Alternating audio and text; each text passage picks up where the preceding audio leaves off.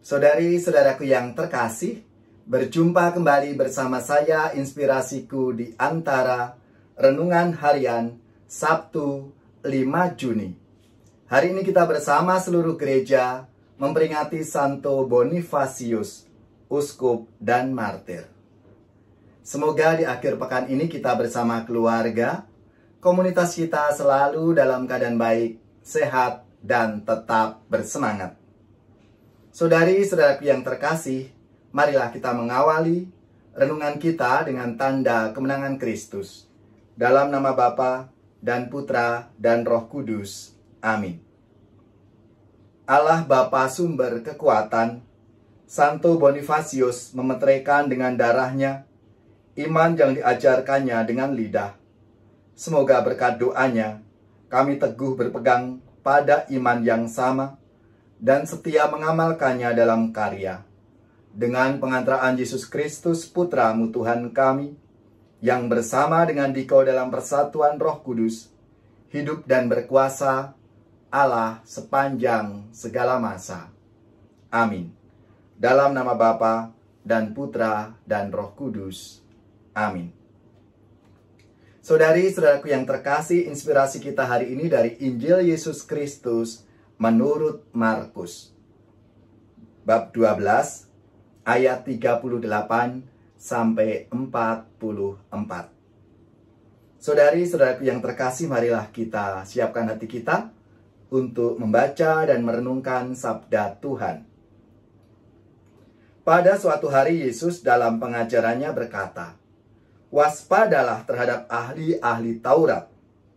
Mereka suka berjalan-jalan dengan pakaian panjang dan suka menerima penghormatan di pasar. Mereka suka menduduki tempat-tempat terdepan dalam rumah ibadat dan tempat terhormat dalam perjamuan. Mereka mencaplok rumah janda-janda sambil mengelabui orang dengan doa panjang-panjang. Mereka ini pasti akan menerima hukuman yang lebih berat."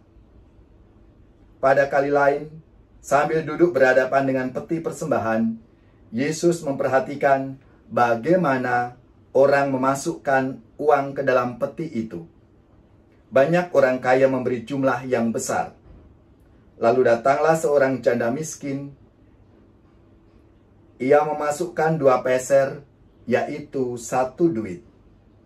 Maka Yesus memanggil para muridnya dan berkata kepada mereka, "Aku berkata kepadamu, sesungguhnya janda miskin itu memberi lebih banyak daripada semua orang yang memasukkan uang ke dalam peti persembahan.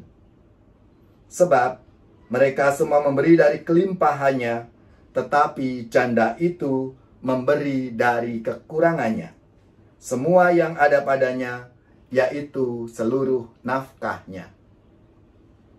Demikianlah Injil Tuhan. Terpujilah Kristus. Saudari-saudaraku yang terkasih, apa kabar semuanya? Semoga kita bersama keluarga di akhir pekan ini selalu dalam keadaan sehat, baik, dan tetap bersemangat. Saudari-saudaraku yang terkasih, apa yang ingin diwartakan dalam sabda Tuhan hari ini? Kita bisa melihat dan juga menilai dalam kehidupan tata sosial masyarakat kita.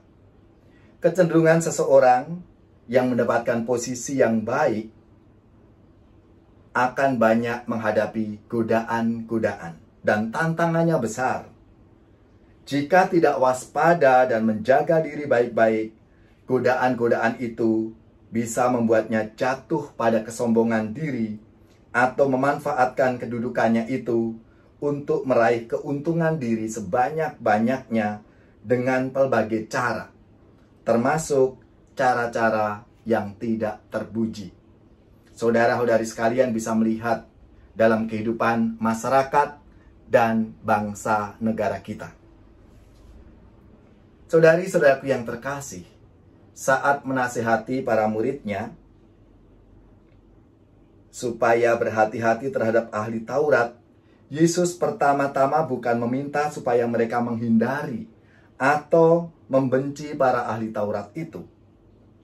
Yesus bermaksud mengingatkan para muridnya supaya sifat munafik dan mencari keuntungan diri yang ada dalam sejumlah ahli Taurat tidak dijumpai dalam diri para muridnya itu.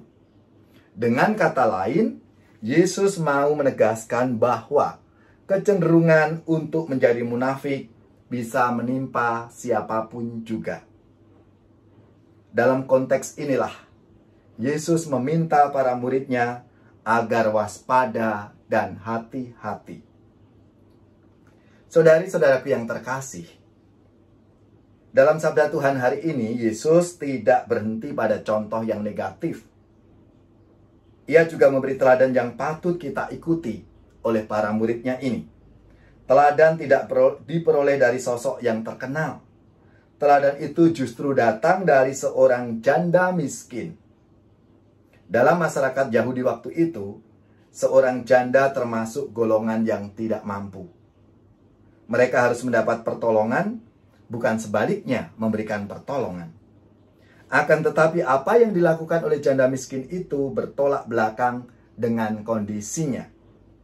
Dalam keterbatasannya, ia justru sanggup memberikan dengan total, dengan sepenuh hati. Dan totalitas itu tampak pada persembahan yang diberikannya, sejumlah 2 peser. Secara nominal 2 peser bukanlah jumlah yang besar. Akan tetapi, bagi seorang janda miskin jumlah itu luar biasa. Karena ia dapat hidup selama beberapa hari dengan uang sejumlah itu. Ternyata apa yang dilakukan oleh janda miskin itu? Saudara-saudaraku yang terkasih, janda miskin itu merelakan rezekinya untuk orang lain, untuk sesamanya.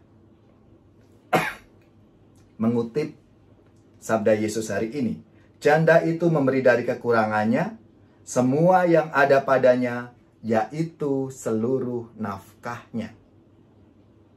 Saudara-saudariku yang terkasih, dengan demikian Yesus memberikan gambaran totalitas janda miskin itu.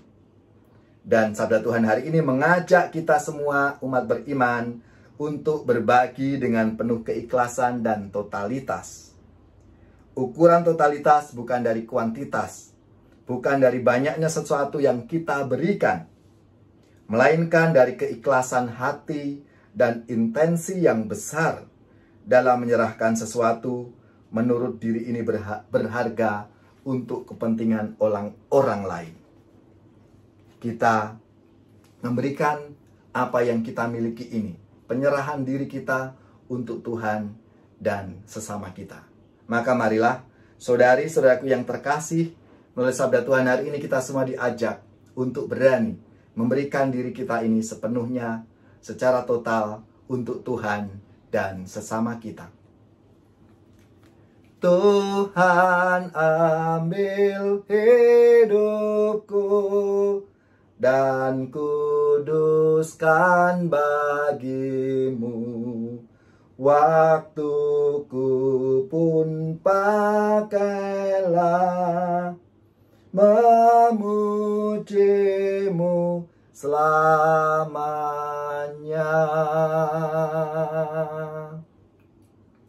Saudari-saudaraku yang terkasih, marilah kita mengakhiri renungan kita hari ini dengan mohon berkat Tuhan.